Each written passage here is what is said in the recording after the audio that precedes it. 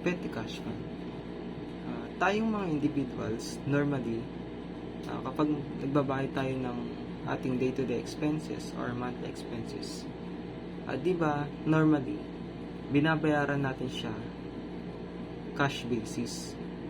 So, halimbawa, magbabayad tayo ng electric or water bill, or pamasahe sa tricycle, or jeep, or wifi.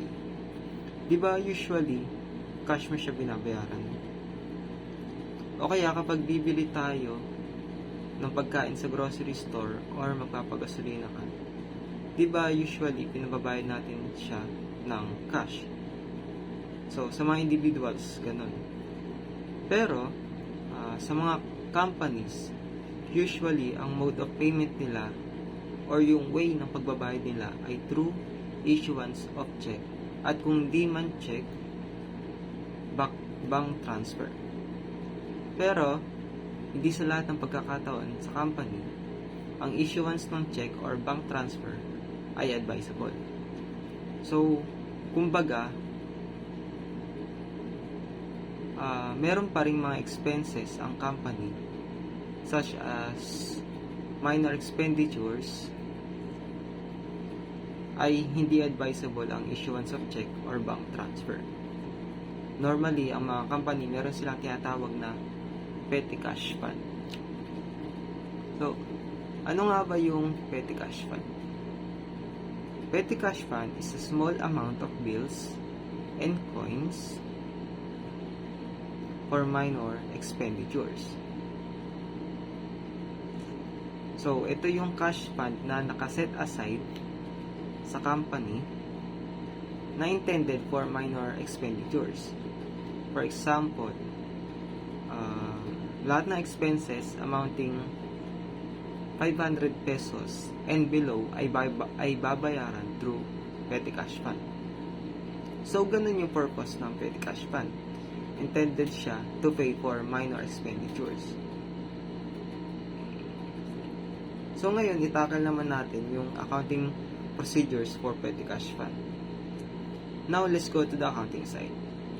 Ang petty cash fund, actually, ay meron dalawang sistema na tinatawag na interest fund system at fluctuating fund system. Pero, ang itatakil lang natin ngayon, according sa book natin na intermediate accounting, ay ang interest fund system. So, under interest fund system, hindi agad nire-record every time na mayroong expenses.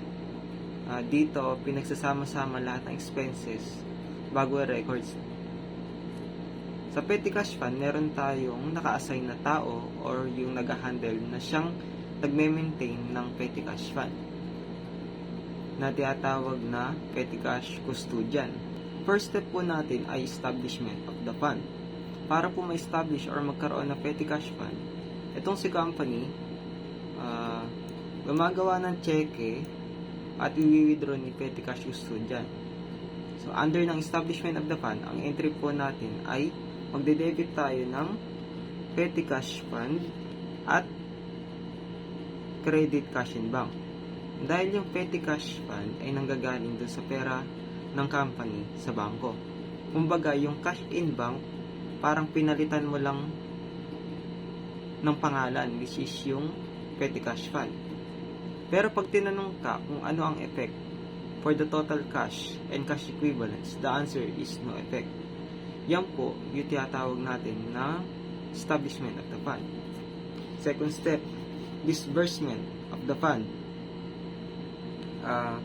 Ngayon, nagkakaroon tayo ng mga expenses. Hihingi ng fund ang company scenario. Ngayon, nagkakaroon ng mga expenses nga. So, hihingi ng fund yung nautusan kay petty cash fund custodian. Itong si petty cash custodian ay meron din siyang libro na tinatawag na petty cash register or yung iba tinatawag na petty cash memorandum book. So, doon po nire-record yung lahat ng mga expenses. Yun yung ledger ni custodian para i-record yung mga nangyayaring gastos. Ang tanong, Siyempre, meron na tayong petty cash fund. Ano naman ang entry natin kapag meron ng mga expenses? So, under interest fund system, kung meron pong expenses, wala po tayong entry. Bakit po? Kasi nga, under interest fund system, gaya nga ng sabi ko kanina, hindi agad mo na nire-record ang mga expenses. Ini-intact muna or pinagsama-sama lahat ng expenses bago natin i-record. So, hindi mo i-record sa journal, pero naka-record lang siya sa petty cash memorandum book. Third step, replenishment of petty cash.